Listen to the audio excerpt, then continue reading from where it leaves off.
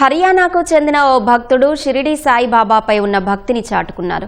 ఏకంగా 80 లక్షల విలువైన బంగారు వజ్రాల కిరీటాన్ని బాబా పాదాల చెంత ఉంచారు. నూతన సంవత్సర కానుకగా సమర్పించిన ఈ కిరీటం ఇప్పుడు అందరి దృష్టిని ఆకర్షిస్తోంది. ఫరీదాబాద్కు చెందిన ప్రదీప్ మొహంతి కుటుంబంతో కలిసి కొత్త సంవత్సరం సందర్భంగా షిరిడీకి వచ్చారు. బాబాపై తనకున్న నమ్మకానికి గుర్తుగా ఏదైనా ప్రత్యేకంగా ఇవ్వాలనుకున్నారు. ఎంతో విలువైన అద్భుతమైన డిజైన్తో కూడిన కిరీటాన్ని చేయించారు. దాదాపు 585 గ్రాముల స్వచ్ఛమైన బంగారంతో తయారు చేసిన ఈ కిరీటం బరువు 655 గ్రాములు. కిరీటాన్ని మరింత అందంగా తీర్చిదిద్దేందుకు ఏకంగా 153 క్యారెట్ల విలువైన వజ్రాలను పొదిగారు. ప్రదీప్ సమర్పించిన ఈ కిరీటాన్ని మొదట ఆలయ పూజారులు స్వీకరించారు.